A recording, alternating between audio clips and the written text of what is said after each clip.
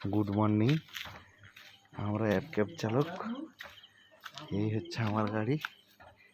আর আজকে আমার দাদার এই অবস্থা হয়েছে ডিউটি বেরোবার সময়।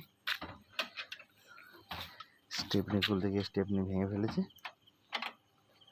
এখন কুস্তাকুস্তি হচ্ছে। কি দাদা, আরাম লাগছে তো? কে এটা? সমিত আজকে বেরোয়নি তো, রাতে বেরিয়েছে মনে হয়। বেরোয়নি? না, বেরোয়নি। তাহলে আজকে বেরোয়নি। এই চলছে। কি অবস্থা, নসিবে কি আছে কে জানে বাবা। সকালবেলাতে এই কীর্তন, এই আমার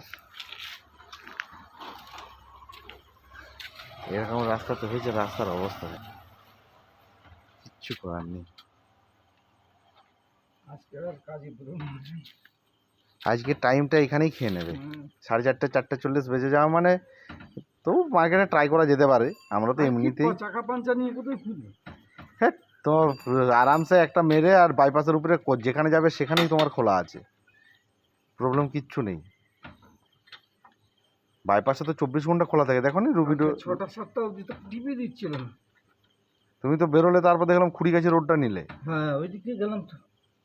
পিক আপ কোথা থেকে করলে? বোরখাড়া স্কুল থেকে। কোথায় গেল? ফুলবাগান।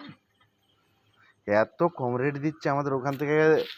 এয়ারপোর্ট দিল, তাও তোমার পাড়ার থেকে ও বোকাচোদা দিল। সে তো এরকম অবস্থা, লাস্টে আমরা নিইনি। আমি বলি যে পারে যাক। আমরা তো মিশন পল্লীর ওখানে দাঁড়িয়ে দাঁড়িয়ে চা খেলাম, আড্ডা মারলাম 7টা পর্যন্ত। 7টার পরে ফেল লিভার ফাউন্ডেশনে ওখানে গিয়ে চা খেলাম, তারপর বাড়ি। ফোন করলাম, বলছে দুজনেই বাড়ি চলে গেছে। আমরা ওখানে চাটা খেয়ে বৃষ্টিতে একটুখানি ভিজাভিজি হলো, চলো।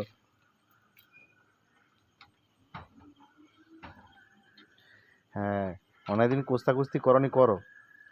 এই জন্য বলে বয়স হলে এক্সারসাইজ করতে হয়। সারাক্ষণ শুধু টাকা কামাবো টাকা কামাবো।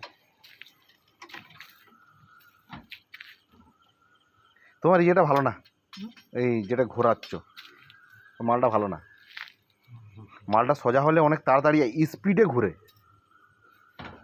ও তুমি নাট, হ্যাঁ, আগের থেকে লুজ করে রাখবে। ঢিলে করে নিস।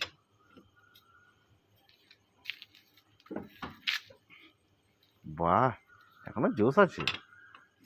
না, ঢিলে করে নিয়েছিলাম তো।